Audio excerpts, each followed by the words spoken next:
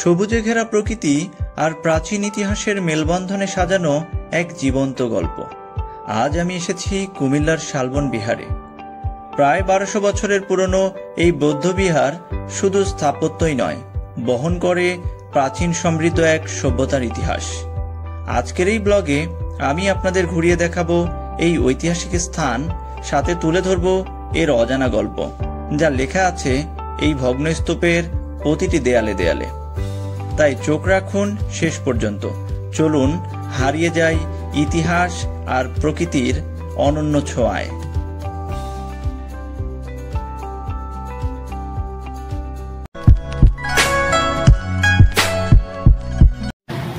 দর্শক, কুমিল্লা কোটবাড়ি থেকে এখন রওনা হচ্ছি শালবন বিহারের দিকে।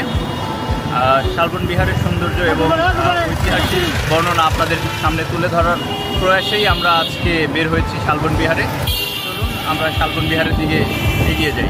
দর্শক, এখন আছি শালবন বিহারের ঠিক সামনে। এই যে শালবন বিহারের গেট, আর আমাদের ভাতিজা কৌশিক সে আসলে টিকিট সংগ্রহ করছে। টিকিট সংগ্রহ করার পরে আমরা এই গেটটি দিয়েই শালবন বিহারের মাঝে প্রবেশ করব। সো বাকিটা ভিতরে ঢুকে আপনাদেরকে দেখাচ্ছি।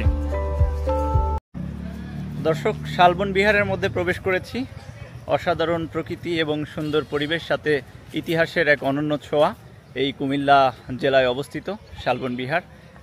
যদি এক ঝলক আপনাদেরকে দেখাই, এই দেখুন সোজা রাস্তা চলে গেছে। চলুন শালবন বিহারটি ঘুরে এর ঐতিহাসিক প্রেক্ষাপট এবং ঐতিহাসিক গুরুত্ব সম্পর্কে আলোকপাত করি। পূর্বেই প্রত্নস্থানটি শালবন রাজার বাড়ি নামে পরিচিত ছিল, কিন্তু খননের পর 115টি ভিক্ষুকক্ষ বিশিষ্ট একটি বৌদ্ধবিহারের ভূমি নকশা উন্মোচিত হয়। তাই এই জায়গাকে শালবন বিহার নামে অভিহিত করা হয়। বিহারটির মধ্যভাগে একটি মন্দির ও উত্তরভাগের মাঝামাঝি স্থানে এর প্রবেশ তোরণ ছিল, যা আজ সম্পূর্ণটুকুই ধ্বংসস্তূপ। বিহারটিতে 4টি ও কেন্দ্রীয় মন্দিরে 6টি নির্মাণ যুগের প্রমাণ পাওয়া যায়। খননে প্রাপ্ত একটি পোড়ামাটির মুদ্রক থেকে জানা যায় এই বিহার দেববংশের 4র্থ রাজা শ্রী ভবদেব খ্রিস্টীয় 8ম শতকে নির্মাণ করেন। তাই এই বিহারের আসল নাম হিসেবে ভবদেব মহাবিহার হিসেবেও ডাকা হতো। এই বিহার খননে প্রাপ্ত বিপুল পরিমাণে প্রত্নতত্ত্ব ময়নামতি জাদুঘরে প্রদর্শিত হচ্ছে। দর্শক, জাদুঘরে ক্যামেরা নিয়ে প্রবেশের অনুমতি না থাকায় সেসব আপনাদের সামনে তুলে ধরতে পারলাম না। তবে জেনে রাখা ভালো এই যে বিহারের ঠিক দক্ষিণ পাশেই ময়নামতি জাদুঘরটি অবস্থিত। দর্শক, এই শালবন বিহারে ব্যবহৃত বিভিন্ন ইট তৎকালীন সময়ে যেরকম ইটগুলো ছিল, ঠিক তার আদলে বর্তমান সময়ে এই জায়গাটি ধ্বংসপ্রাপ্ত হওয়ায় এখানে বিভিন্ন জায়গায় দেখা যাচ্ছে যে ইট দিয়ে সেই জায়গাটি আবার মেরামত করতে হচ্ছে। ঠিক সেজন্যই এখানে বেশ কিছু ইট তৈরি করা হয়েছে। দেখুন, এই যে ঠিক আগের যে ইটগুলো ছিল সেই আদলে, আমি যদি একটু ধরে আপনাদেরকে দেখাই, এই দেখুন এই ইটগুলো ঠিক সেই প্রাচীনকালের মতো করেই তৈরি করা হয়েছে। তো নিশ্চয়ই আমি এই যে প্রত্নতত্ত্ব অধিদপ্তর যারা এই সুন্দর ডিসিশনটি নিয়েছে এই বৌদ্ধবিহারটিকে সংরক্ষণ করার জন্য, তাদেরকে নিশ্চয়ই সাধুবাদ জানাই। এটা একটা সুন্দর উদ্যোগ। এরকম সুন্দর ইট করে তৈরি করে তারা আসলে যে জায়গাগুলোতে সংস্কার প্রয়োজন সেই জায়গাগুলো সংস্কার করছে। চমৎকার উদ্যোগ, প্রশংসনীয় উদ্যোগ। 1200 বছরের পুরনো ইট দ্বারা নির্মিত এক একটি দেয়াল মনে করিয়ে দেয় সেই সময়ের ইতিহাস, ঐতিহ্য ও বাংলার মানুষের জীবন ব্যবস্থা। দর্শক, এই যে দেয়ালগুলো দেখছেন, এগুলো ছিল ভিক্ষুদের কক্ষ। এই বিহারের ভিতরেই ছিল প্রার্থনার জায়গা, সভাকক্ষ ও শিক্ষা কেন্দ্র।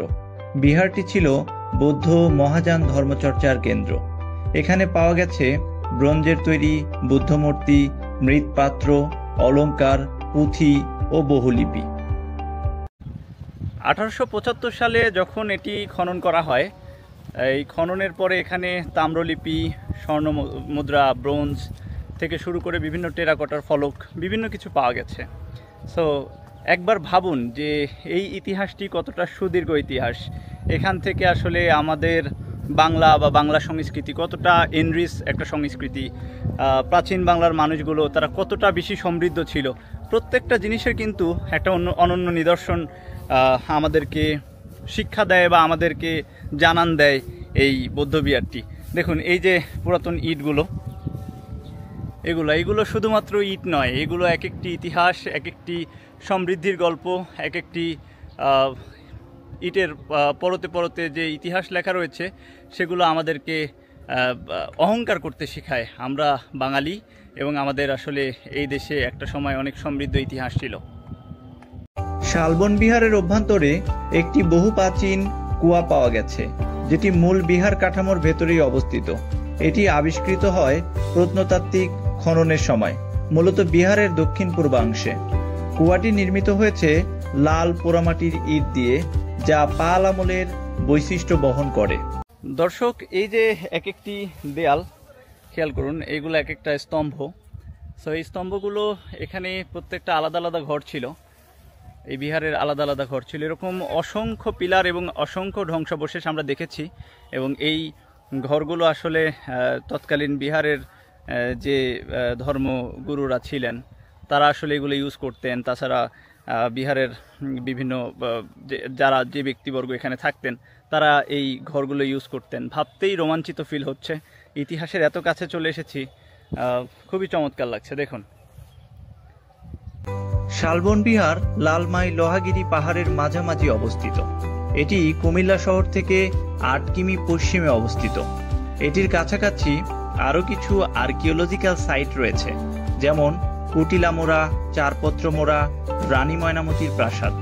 দর্শক, রানী ময়নামতির প্রাসাদ নিয়ে আমাদের চ্যানেলে আগামীতে আরেকটি নতুন ব্লগ আসবে, যেটি দেখারও আমন্ত্রণ রইল আপনাদের। দর্শক, আপনারা যারা ইতিহাসের এই অনন্য নিদর্শন ঘুরে দেখতে চান, চলে আসতে পারেন বাংলাদেশের দক্ষিণ পূর্ব অঞ্চলের জেলা কুমিল্লাতে। ঢাকা থেকে এর দূরত্ব ৮৬ কিলোমিটার। সায়দাবাদ, আরামবাগ, চিটাগং রোড থেকে সহজেই পেয়ে যাবেন কুমিল্লাগামী বাসগুলো। বাংলার প্রাচীন ইতিহাস যদি হয় আপনার পছন্দের বিষয়, তাহলে চলে আসতে পারেন কুমিল্লার কোটবাড়ির এই শালবন বিহারে। দর্শক, ঐতিহাসিক এই শালবন বিহার থেকে আজ বিদায় নিচ্ছি। ভিডিও ভালো লাগলে পাশে থাকার আহ্বান জানিয়ে আজকের মতো এ পর্যন্তই। সবাই সুস্থ থাকুন, ভালো থাকুন। আল্লাহ হাফেজ।